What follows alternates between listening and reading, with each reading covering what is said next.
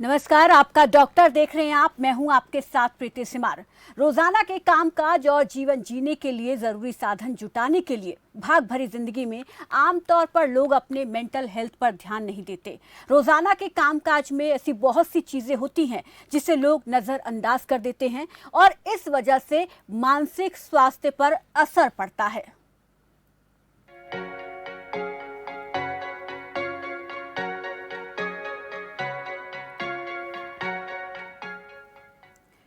आज दुनिया में बहुत से लोग डिप्रेशन या किसी दूसरी मानसिक बीमारी के शिकार हैं। ये बीमारी आज इतनी ज्यादा बढ़ गई है कि हर दूसरा व्यक्ति इससे ग्रस्त है। लोगों को मानसिक रोग की चपेट में आने से कई बार जो है लोगों के मन में आत्महत्या जैसे ख्याल भी आते हैं। मानसिक बीमारी एक ऐसी बीमारी होती है जो किसी भी व्यक्ति की सोच, फीलिंग, मूड, व्यवहार में बदलाव ला देती है। डिप्रेशन, तनाव और बिपोलर डिसऑर्डर भी इसी मानसिक बीमारी का एक हिस्सा है। मेंटल हेल्थ की बात करें तो इसमें इमोशनल, साइकोलॉजिकल और सोशल वेलबींग जैसे कई अहम बिंदु शामिल है। जानकारी के लिए आपको बता दें कि 10 अक्टूबर को वर्ल्ड मेंटल हेल्थ डे के रूप में मनाया जाता है। अलग अलग प्रकार के मानसिक रोग के प्रति लोगों को जागरूक करने के उद्देश्य से इसे मनाया जाता है। और world federation for mental health ने साल 1992 में वर्ल्ड मेंटल हेल्थ डे की शुरुआत की थी। तब से हर साल इसे एक थीम के साथ मनाया जाता है और लोगों को इसके प्रति जागरूक किया जाता है, क्योंकि मेंटल हेल्थ से जुड़ी समस्या नजरअंदाज करने से ये गंभीर हो सकती है, जिससे बचना बहुत जरूरी है। और इससे कैसे बचा जा सकता है, इसके बारे में विस्तार से हम चर्चा करेंगे मेंटल हेल्थ और डिप्रेशन के specialist psychiatrist doctor Rohan Kumar से। हम जानेंगे कि किस तरीके से डिप्रेशन से बचा जा सकता है और उसके कारण क्या होते हैं। तो डॉक्टर से आपको मिलवा देते हैं। हमारे इस खास कार्यक्रम आपका डॉक्टर में हमारे साथ डॉक्टर रोहन कुमार जुड़ गए हैं। डॉक्टर रोहन कुमार जी, नमस्कार, स्वागत है आपका हमारे इस खास कार्यक्रम में जी। और साथ ही साथ दर्शकों को हम याद दिला दें कि वो भी हमारे साथ इस कार्यक्रम में जुड़ सकते हैं। नंबर हमारे लगातार टीवी स्क्रीन पर फ्लैश हो रहे हैं। इन नंबर्स पर कॉल करके अगर आपको भी मेंटल हेल्थ से जुड़ी कोई प्रॉब्लम है, उसका समाधान आप चाहते हैं, डिप्रेशन को लेकर आप पूछना चाहते हैं, तो फोन करके डॉक्टर साहब से पूछ सकते हैं। चलिए प्रोग्राम को आगे बढ़ाते हैं, शुरुआत करते हैं। डॉक्टर रोहन कुमार जी, सबसे पहले हम इस प्रोग्राम की शुरुआत में आपसे यही जानना चाहेंगे कि आखिर मेंटल हेल्थ किस तरीके से हमारे पूरे कह सकते हैं कि हमारी जो मानसिक स्थिति है उसको प्रभावित करती है, और ये होता क्या है? देखिए, मैं पहली चीज से शुरू करना चाहता हूँ कि सबसे इम्पोर्टेंट चीज जो किसी की भी जरूरी है वो होती है अच्छी हेल्थ होना जी। और अच्छी हेल्थ सिर्फ शारीरिक अच्छी हेल्थ का होना नहीं कहते हैं जी। कंप्लीट अच्छी हेल्थ होती है कि व्यक्ति शारीरिक रूप से भी स्वस्थ हो जी और मानसिक रूप से भी वो स्वस्थ हो जी। तो जब इसको हम लोग कहते हैं कंप्लीट हेल्थ, तो हम बात करना चाहेंगे डिप्रेशन के बारे में जी। डिप्रेशन एक बहुत कॉमन साइकियाट्रिक डिसऑर्डर है जो कि हम लोग अक्सर अपने ओपीडी में देखते हैं। और डिप्रेशन एक न्यूरोबायोलॉजिकल डिसऑर्डर है जी, जो कि जिसके होने के पीछे बहुत से कारण होते हैं जी। जिसमें सबसे जो इम्पोर्टेंट कारण होता है वो दिमाग के अंदर कुछ रसायन होते हैं, उन रसायनों का इम्बैलेंस हो जाता है। ऐसे रसायन जो सभी के अंदर नॉर्मली होते हैं और उनका पर्पस ये होता है कि जब वो ठीक लेवल में होते हैं तो व्यक्ति का मन अच्छा रहता है, सकारात्मक रहता है, वो अच्छा फील करता है, सब कामों में उसका दिल लगता है, कंसंट्रेशन उसका अच्छा होता है, एनर्जी रहती है उसके पास। और इन केमिकल्स, इन रसायनों में जब इम्बैलेंस होता है तो ये वन ऑफ द फैक्टर होता है डिप्रेशन, जो एक कॉमन साइकियाट्रिक प्रॉब्लम है उसका। ये तो एक फैक्टर है जी। अब दूसरा फैक्टर होता है कि जब व्यक्ति के सामने या बाहर उसकी जब परिस्थितियां आती हैं जो कि डॉक्टर साहब यहाँ रोकूंगी आपको। एक दर्शक बॉम्बे से अनीता हमारे साथ जुड़ गए हैं, पहले उनका सवाल लेते हैं, फिर हम इस चर्चा को आगे बढ़ाएंगे। अनीता जी नमस्कार, स्वागत है आपका हमारे कार्यक्रम में, पूछिए अपना सवाल। अनीता जी सुन पा रही हैं आप हमें? अनीता हमारी आवाज पहुंच रही है आप तक? हाँ सुन रहे हैं। मेरा एक्चुअली सिर बहुत दुखते रहते हैं। जी एक बार फिर से दोहराइए अपना सवाल। बंद करना। अनीता जी एक रिक्वेस्ट हम आपसे करना चाहेंगे, पहले अपने टीवी का वॉल्यूम आप बिल्कुल कम कर दीजिए, उसके बाद अपनी बात रखिए। अनीता जी टीवी का वॉल्यूम कम कर दीजिए ताकि आप आसानी से अपनी बात कह पाएं और हम सुन पाएं। कशा आतमध्ये मी काही विचार लगता है हमारी की आवाज़ ठीक तक नहीं पहुंच पा रही है। जी मैं चाहूंगी डॉक्टर आप अपनी बात को पूरा कीजिए। हाँ, तो जैसे हम बता रहे थे कि डिप्रेशन का एक वन ऑफ द कारण तो बायोलॉजिकल कारण हुआ जो कि केमिकल इम्बैलेंस होता है। जी दूसरा इम्पोर्टेंट कारण होता है विपरीत परिस्थितियां। जी जब व्यक्ति के जीवन में कोई विपरीत परिस्थिति आती है जी और वो कोशिश भी करता है अपने तरीके से उसका हल निकालने की, लेकिन वो उसका हल निकाल नहीं पाता है अपने तरीके से और वो परिस्थितियां बनी रहती हैं जिसकी वजह से उसको स्ट्रेस होने लगता है। जी इन परिस्थितियों को हम लोग स्ट्रेसफुल सिचुएशंस कहते हैं। जी तो बेसिकली जो ये डिप्रेशन, एंजाइटी है, ये या जो भी ये कॉमन जो मानसिक बीमारियां होती हैं, ये इन्हीं बायोलॉजिकल और जो ये बाहर की स्ट्रेसफुल सिचुएशन है इनके इंटरेक्शन से होती हैं। बाहर से परिस्थितियां आती हैं जो विपरीत होती हैं और ब्रेन में ये चेंजेस होते हैं, रासायनिक चेंजेस। इनके वजह से ये कॉमन जो साइकेट्रिक प्रॉब्लम देखने को मिलती हैं, डिप्रेशन, एंजाइटी, ये सबसे कॉमन साइकेट्रिक प्रॉब्लम्स हैं। या और भी आपने जो बताया बाइपोलर, तो इन सब की वजह से ये फिर इसके सिम्टम्स डेवलप होना शुरू हो जाते हैं और फिर हम इनको सिम्टम्स के जरिए और सब डिफरेंट इन्वेस्टिगेशन के थ्रू इनको हम कंफर्म करते हैं। जी तो हम डिप्रेशन एक बहुत आज के दौर को अगर हम देखें तो हम ये देख रहे हैं कि आज के जो लोग हैं खासतौर पर युवा जो हैं वो बहुत कम डिप्रेशन को हैंडल कर पाते हैं और हम बहुत ये केसेस देखते हैं कि सुसाइड केस सामने आते हैं। लेकिन आज के दौर में इस पर बात करना बहुत महत्वपूर्ण हो जाता है, तो यहाँ पर एक पहचान करना बहुत मुश्किल हो जाता है कि हमारे साथ जो रह रहा है क्या वो डिप्रेशन में है, घर परिवार के लोगों को पहचानना मुश्किल हो जाता है। तो ऐसे क्या सिम्टम्स, क्या लक्षण उसके अंदर दिखाई दे जिनको हमें देखकर गौर करना चाहिए और हम पहचानने में मदद कर सकते हैं उन सिम्टम्स को देखकर? जी बहुत अच्छा आपका है सवाल। इसमें सबसे पहले मैं ये बताना चाहता हूँ कि उदास मन यानी डिप्रेस्ड मूड और उदासी की बीमारी यानी डिप्रेशन, ये दोनों एक डिफरेंट चीज है। देखिए जब भी हम किसी व्यक्ति के मन के हिसाब से चीजें नहीं हो पाती हैं, कोई ऐसा इवेंट होता है या कोई ऐसी बात होती है जो उसके मन के मुताबिक नहीं होती है, तो ज्यादातर लोगों का मन थोड़े पल के लिए दुखी होता है, थोड़े समय के लिए दुखी होता है। लेकिन रोहन जी एक बार फिर से यहाँ पर अनीता जी हमारे साथ जुड़ गई हैं बॉम्बे से, एक बार उनको ले लेते हैं, उसके बाद हम आगे चलेंगे। अनीता जी वॉल्यूम, टीवी का वॉल्यूम बिल्कुल कम कर लीजिए और पूछिए अपना सवाल। हाँ मेरे को ना मैडम एक्चुअली बहुत है ना, सब पेन होता है सिर से। जी सिर के यहाँ बहुत पेन होता है, कभी कभी ऐसा रात को नींद नहीं लग पाती है। जी हाँ जी हेलो जी डॉक्टर साहब बताइए।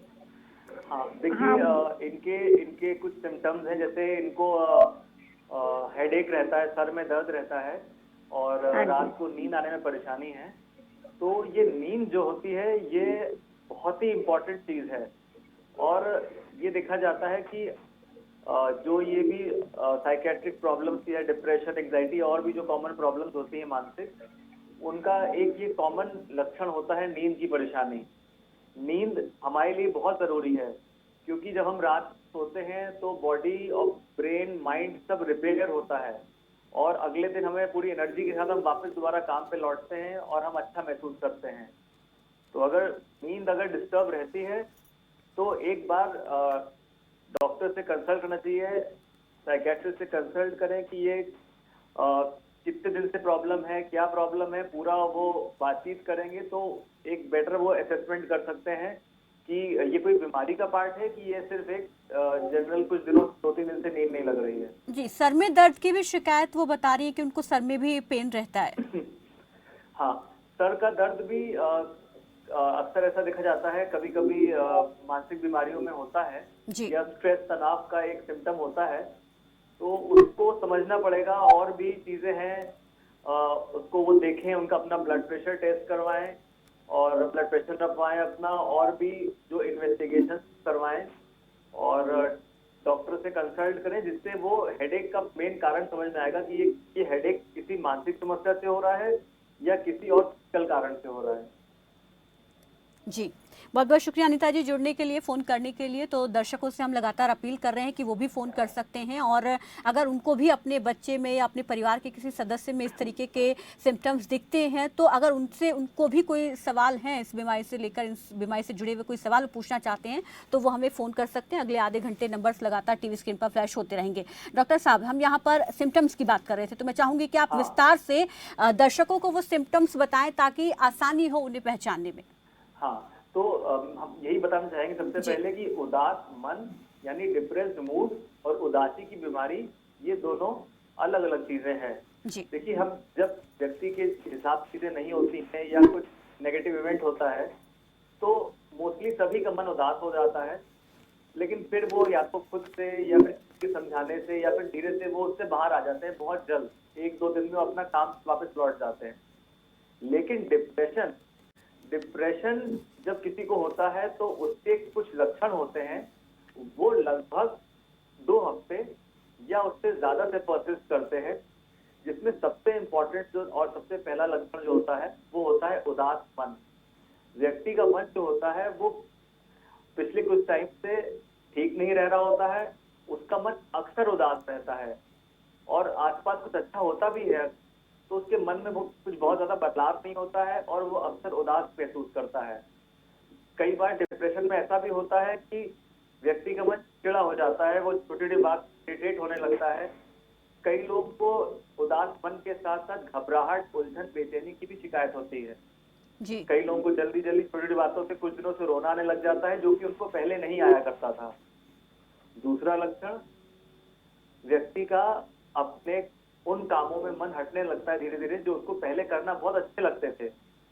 उसका धीरे धीरे अपने सभी कामों से मन और इंटरेस्ट कम हो जाता है। देन एनर्जी की कमी, व्यक्ति को अंदर से लैक ऑफ एनर्जी फील होती है, ऊर्जा की कमी लगती है, वो जल्दी थक जाता है, वो थोड़ा सा काम करने में जल्दी थक जाता है, जो कि वो पहले नहीं हुआ करता था। नींद की परेशानी डिप्रेशन का एक बहुत इंपॉर्टेंट लक्षण है। ज्यादातर लोगों में नींद लगने में दिक्कत होती है, वो लेटने जाते हैं पर उनको घंटों घंटों तक नींद नहीं आती है। देन कई लोगों को नींद लग जाती है, तो उनकी नींद जब टूट जाती है 2 घंटे बाद, तब उनको नींद नहीं पड़ती है। और कुछ लोगों में ऐसा होता है कि उनकी नींद बहुत जल्दी टाइम खुल जाती है अपने नॉर्मल समय से, और उनको फिर नहीं आती है। डिप्रेशन में भूख पे असर पड़ सकता है। अक्सर लोगों की भूख कम हो जाती है, उनको खाना खाने का मन नहीं करता है, और वो कहते हैं कि डॉक्टरों में खाना खाने की इच्छा नहीं करती है। देन जो डिप्रेशन का एक बहुत बहुत इंपॉर्टेंट लक्षण है वो है नेगेटिव थिंकिंग। डिप्रेशन में व्यक्ति के मन में अक्सर नकारात्मक और नेगेटिव थिंकिंग चलने लगती है, अपने को लेके, अपने फ्यूचर को लेके, अपने चारों ओर उसको सब चीजें नेगेटिव। जी रोहन जी, यहाँ पर एक दर्शक और हमारे साथ बिहार के छपरा से पल्लवी जुड़ गई हैं, उनको हम ले लेते हैं। आगे और भी क्या सिम्टम्स है वो भी हम जानेंगे विस्तार से। पल्लवी, स्वागत है आपका हमारे खास कार्यक्रम में, पूछिए अपना सवाल। मुझे डॉक्टर सर से ये बात करनी है कि एकाग्रता, मतलब एक ये होता है कि ध्यान हम लोग किसी चीज़ पे लगाते हैं तो वो हमारा बहुत बार होता है कि नहीं लगता है, या हमें कुछ, जैसे हम कुछ पढ़ रहे हैं वो हमें याद नहीं रहता है, तो इसके ऊपर मुझे जाननी है। या बहुत अच्छा सवाल है आपका। देखिए, कंसंट्रेशन का होना बहुत जरूरी है कि हम अच्छे से जब हम कोई भी काम करें, अपने कोई भी वर्क हो, चाहे वो स्टूडेंट हो उसके लिए पढ़ाई है या फिर कोई प्रोफेशनल उसके लिए उसका वर्क है, तो वर्क में कंसंट्रेशन होना बहुत जरूरी है। तो एक तो बहुत जरूरी ये है कि आप जो भी काम करें उस काम में आपका इंटरेस्ट होना चाहिए, उस काम को आप एंजॉय कर रहे हो। जब आप किसी काम को या अपने काम को एंजॉय करते हैं तो उससे आपका कंसंट्रेशन अच्छा हो सकता है। देन अगर आप मान लीजिए उस काम को एंजॉय कर रहे हैं तब भी अगर कंसंट्रेशन उतना अच्छा नहीं हो पा रहा है, तो सिंपल मेडिटेशन प्रैक्टिस करें, यानी ध्यान की सिंपल एक्सरसाइजेस, जिसकी वजह से कंसंट्रेशन आपका बेहतर हो सकता है। और रही बात अच्छा आपको ताकि याद रहे, आपकी मेमोरी अच्छी हो, तो कोशिश ये करें कि जब जो काम करें तब पूरा ध्यान आपका उस चीज में अगर रहेगा और आपका फोकस उसमें रहेगा तो वो चीज आपके मन में बैठेगी भी। और अगर आप जितना रिवाइज करेंगे, जितना प्रैक्टिस करेंगे, उतना वो आपकी मेमोरी उतनी बेहतर होती जाएगी उस चीज को लेके। जी शुक्रिया पल्लवी जुड़ने के लिए। तो यहाँ पर सर यहाँ पर ये भी हम जानना चाहेंगे, जो अभी तक आपने सिम्टम्स बताए हैं केवल वही हैं या और भी सिम्टम हो सकते हैं? और उसके बाद अगला, जी बिल्कुल, पहले सिम्टम ही आपसे जानते हैं, फिर अगला सवाल मैं बाद में लूंगी। जी हाँ, तो जो आप जिस सिम्टम के बारे में बात कर रहे थे वो होता है नेगेटिव थिंकिंग। जी डिप्रेशन में व्यक्ति की थिंकिंग ज्यादातर नेगेटिव रहती है। उसको अपने बारे में नेगेटिव थॉट्स आते हैं, अपने फ्यूचर के बारे में नेगेटिव थॉट्स आते हैं, नकारात्मक विचार आते हैं। जैसे उसको वो व्यक्ति अपने आप को, जो भी उसकी लाइफ में प्रॉब्लम चल रही होती हैं, वो अपने आप को सेल्फ ब्लेम कर सकता है। अपने आप को ब्लेम करता रहेगा कि उसने ठीक से डिसीजंस नहीं लिए और उसने ये गलती कर दी, उसने वो गलती कर दी। वो मोस्टली अपने लिए नेगेटिव सोचेगा। देन वो उसको अपने फ्यूचर के लिए नेगेटिव सोचेगा, भविष्य के लिए कि आगे कुछ ठीक नहीं हो सकता है, उसको मदद नहीं कर सकता है।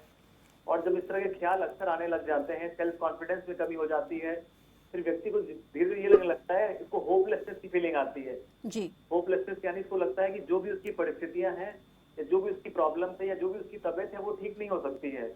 और जिसकी वजह से जब ये अक्सर होने लगता है तब व्यक्ति के अंदर ये सुसाइड यानी आत्महत्या के विचार आने डेवलप होने शुरू हो जाते हैं, क्योंकि उसको लगता है कि शायद उसकी प्रॉब्लम का कोई सोल्यूशन नहीं है।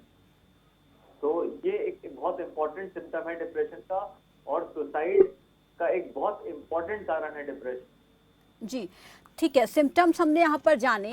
अब इसके अगर हम उपचार के इलाज की बात करें तो इससे कैसे बचा जा सकता है, ये एक बहुत महत्वपूर्ण सवाल होता आता है इसके बाद। हाँ, देखिए ये समझने की जरूरत है कि डिपेंड करता है कि प्रॉब्लम किस ग्रेड की है। जी प्रॉब्लम बहुत शुरुआती दौर में है, माइल्ड है, मॉडरेट है कि सीवियर है। जी तो अगर प्रॉब्लम बहुत ही शुरुआती लेवल में है तो आप साइकेट्रिस्ट से मिलें और साइकोलॉजिस्ट से मिलें, जो कि मतलब बेसिकली मेंटल हेल्थ प्रोफेशनल जिसको हम लोग कहते हैं। जी तो ये आप इनसे मिलके बातचीत के द्वारा, अगर प्रॉब्लम बहुत ही अर्ली स्टेज में है तो बातचीत से भी हेल्प हो सकती है। इसको हम लोग काउंसलिंग बोलते हैं, जी जिसमें पेशेंट्स को मेथड सिखाए जाते हैं कैसे वो प्रॉब्लम को कोप करे, कैसे जो ये फेज है, ये इस प्रॉब्लम से वो बाहर आ सकता है। लेकिन अगर बीमारी बढ़ रही है, वो ज्यादा हो रही है, जिसकी वजह से काम पे असर पड़ रहा है, उसकी हेल्थ पे असर पड़ रहा है, तो इस काउंसलिंग के साथ साथ मेडिकेशन का बहुत इंपॉर्टेंट रोल है। और जो ये मेडिकेशन होती हैं, ये बेसिकली उन्हीं रसायनों को करेक्ट करती हैं, उनके बैलेंस को ठीक करती हैं, जिनकी वजह से डिप्रेशन हो रहा होता है। तो अगर दोनों चीजों का साथ में ट्रीटमेंट, दोनों चीज साथ चले, अगर इसमें मेडिकेशन भी हो जो कि उन केमिकल इम्बैलेंसेस को ठीक करती हैं, जिनको हम लोग एंटी डिप्रेसेंट्स बोलते हैं जी, और साथ में काउंसलिंग भी होती रहे, तो डिप्रेशन से आदमी बाहर आ सकता है पूरी तरीके से। जी। और यहाँ पर एक और महत्वपूर्ण सवाल ये कि आपने बताया कि डिप्रेशन के लिए मेडिटेशन करना बहुत ज़रूरी है, लेकिन यहाँ पर ये भी जानना चाहेंगे कि जो लोग पहले से ही किसी और बीमारी से ग्रस्त हैं, किसी और डिसीज से जूझ रहे हैं, तो अगर उनमें डिप्रेशन होता है तो फिर किस तरीके से घातक हो सकता है, और उनके लिए क्या यहाँ पर इलाज क्या हो सकता है?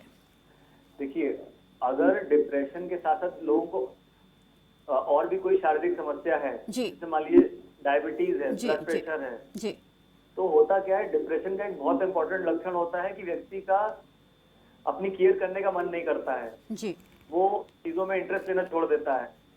तो इसकी वजह से ये हो सकता है कि वो अपना जो उसका ट्रीटमेंट है, जो जिसमें जो उसकी रिक्वायरमेंट है, और जो डायबिटीज है, जो उसकी इंपॉर्टेंस है कि उसमें उसको टाइमली दवा खानी है, अपनी एक्सरसाइज करनी है, सब करना है, जी, तो हो सकता है वो सब नहीं करेगा वो, तो उसकी वजह से, डिप्रेशन की वजह से शुगर और ब्लड बीपी पे असर पड़ेगा।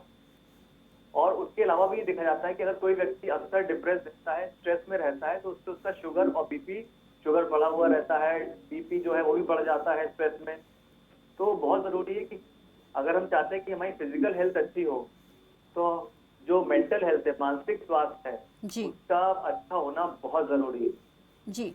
इसमें क्या एक सिम्टम हम फोबिया का भी हो सकता है, इस बारे में भी जानना चाहेंगे। क्या फोबिया भी ये एक प्रकार का है मेंटल हेल्थ से जुड़ा हुआ? हाँ, देखिए ऐसा होता है कि फोबिया यानी डर। जी डर एक नॉर्मल नेचुरल एक फीलिंग है जो कि सबके अंदर होती है, और बट ये एक लिमिट तक तो अच्छी है। क्यों अच्छी है? क्योंकि ये आपको आने वाले परिस्थिति के जो भी सिचुएशन होती है उसके लिए आप अलर्ट होते हो, सावधान होते हो और फिर कोई कदम उठाते हो ताकि प्रॉब्लम में ना हो। जी लेकिन अगर ये डर जरूरत से ज्यादा होने लग जाए तो वो एक बीमारी बन जाता है और उसको हम लोग फोबिया बोलते हैं। जी। और यहाँ पर एक और चीज़, एक और टर्म हम आपसे समझना चाहेंगे, ADHO, attention deficit hyper activities disorder. ये क्या है सर? ये देखिए इसका बेसिक नाम है ADHD, यानी attention deficit hyper active disorder. जी ये डिसऑर्डर बेसिकली बच्चों की बीमारी है जी और शुरुआत इसकी बचपन से होती है, फिर ये टीनेज या कई बार एडल्टहुड में भी कंटिन्यू करती है। जी इसमें देखिए क्या होता है कि यूजुअली इसके लक्षण जो होते हैं वो 7 साल से पहले से भी आने लग जाते हैं, और मतलब होते तो छोटे से हैं लेकिन यूजुअली फिर हम इसको 5 इयर्स के बाद यूजुअली डायग्नोज करते हैं। जी देखिए इसमें होता क्या है कि बच्चे के अंदर कुछ इंपॉर्टेंट लक्षण होते हैं, जैसे अटेंशन की कमी। जी अब जब बच्चा ऐसे से बड़ा हो रहा होता है तो उससे एक्सपेक्ट किया जाता है कि जहाँ पे अटेंशन देना है वहां पे आप अटेंशन दो, जी बट इस प्रॉब्लम की वजह से वो अटेंशन नहीं दे पाता है, उसकी अटेंशन में कमी रहती है। दूसरा इंपॉर्टेंट लक्षण उसका होता है हाइपर एक्टिविटी, जी यानी जब जहाँ उस एज के बच्चे से एक्सपेक्ट किया जा रहा है कि जहाँ सब बच्चे बैठे हैं उस टाइम पे या सिचुएशन में वो बैठे और अपना बाकी बच्चों की तरह नहीं बिहेव कर पाता है, और वो बहुत हाइपर एक्टिव होता है, बहुत चंचल होता है, वो एक जगह रुक नहीं पाता है, वो अपने को कंट्रोल नहीं कर पाता है, नॉन स्टॉप मूव करता रहता है, और इसलिए उसको हाइपर एक्टिव बोलते हैं। जी और तीसरा लक्षण होता है इसका इम्पल्सिविटी। जी इम्पेशंस मतलब कि बिना सोचे समझे एक्ट कर देना, यानी कि आपने सोचा नहीं बस वो आपने काम कर दिया। तो ये तीसरा इसका इम्पोर्टेंट लक्षण होता है इम्पल्सिविटी। इसमें बच्चा जो होता है सोच नहीं पाता है कि उसे नेक्स्ट क्या स्टेप उठाना है, वो एकदम से स्टेप ले लेता है जिसके वजह से उसको कोई नुकसान हो सकता है। तो अटेंशन की कमी, हाइपर एक्टिविटी यानी बहुत ज्यादा चंचलता, और तीसरा है आपका इम्पल्सिविटी यानी बिना सोचे समझे एकदम से एक्ट कर देना, फिर बाद में रियलाइज करना। जी। तो इसमें यहाँ पर अगर बच्चों को लेकर बात करें तो बच्चों में क्या डिप्रेशन हो सकता है? अगर हो भी सकता है तो वो किस एज में हो सकता है, ताकि पेरेंट्स उस चीज़ पर ध्यान दे, बच्चों की हर एक्टिविटीज़ को ध्यान से देखें? देखिए डिप्रेशन वैसे बच्चों से लेकर और ओल्ड एज तक सभी में देखा जाता है जी लेकिन जो इसका कॉमन जो एज ऑफ ऑनसेट है जी वो बेसिकली टीनेज से शुरू होता है। जी फिर यंग अडल्ट में हम लोग काफी देखते हैं ये 15 से 25 के बीच में। अदरवाइज आजकल टीनेज में भी डिप्रेशन काफी देखने को मिलता है, और देन ओल्ड एज में भी डिप्रेशन देखने को मिलता है। जी। और यहाँ पर एक्सरसाइज करना हर किसी भी बीमारी से एक अच्छा छुटकारा पाने का अच्छा समाधान कह सकते हैं कि एक्सरसाइज होती है। एक्सरसाइज करने से हमारी बॉडी हेल्थ बिल्कुल ठीक रहती है। तो क्या हम डिप्रेशन में मेडिटेशन एक बहुत ज़रूरी होता है? और अगर हम पूरे होल बॉडी एक्सरसाइज की बात करें तो क्या वो भी इसके लिए बेस्ट है? देखिए डिप्रेशन के में जाने से पहले जी मतलब अगर हम प्रिवेंशन की बात करें जी तो अगर हमको अपनी मेंटल हेल्थ को अच्छा रखना है जी तो फिजिकल हेल्थ का अच्छा होना बहुत जरूरी है। जी ये दोनों एक दूसरे को कॉम्प्लीमेंट करती हैं। तो अगर हम चाहते हैं कि हमारी मेंटल हेल्थ अच्छी रहे और मानसिक बीमारियां जो हैं वो उनका रिस्क कम हो जाए कैच होने का, जी तो उसके लिए फिजिकली फिट होना बहुत जरूरी है, और फिजिकल फिटनेस के लिए एक्सरसाइज बहुत हेल्पफुल होती है। अब वो एक्सरसाइज हो सकती है वो स्ट्रेंथ ट्रेनिंग के रूप में, या फिर कार्डियो, या फिर एरोबिक्स, या फिर योगा, या फिर मेडिटेशन, किसी भी रूप में, हर एक्सरसाइज का अपना अलग अलग। जी रोहन जी, मेरी आवाज मिल पा रही है आपको? लगता है हमारी आवाज नहीं मिल पा रही है। तो यहाँ पर जिस तरीके से हम डॉक्टर का शुक्रिया अदा करेंगे कि उन्होंने बहुत महत्वपूर्ण जानकारी हमारे साथ हम साझा की, हमारे दर्शकों के साथ साझा की। बहुत बहुत शुक्रिया रोहन जी हमारे साथ जुड़ने के लिए, इस तमाम जानकारी और बातचीत के लिए। तो आपका डॉक्टर में डिप्रेशन को लेकर आज हम बात कर रहे थे, और डिप्रेशन जो कि आज हम देखते हैं कि खास तौर पर टीनेजर से और हर एज ग्रुप के लोगों में ये देखने को मिलता है। स्ट्रेस के चलते बहुत ज़्यादा आजकल लोगों में डिप्रेशन देखने को मिल रहा है, और इससे किस तरीके से छुटकारा पा सकते हैं वो डॉक्टर ने आपको बताया है। इन तरीकों से अपने स्ट्रेस को आप दूर भगा सकते हैं। फिलहाल आपका डॉक्टर में आज के लिए इतना ही। कल फिर हाजिर होंगे किसी नए डॉक्टर के साथ, नए विषय के साथ। तब तक के लिए देखते रहिए खबर फास्ट। नमस्कार।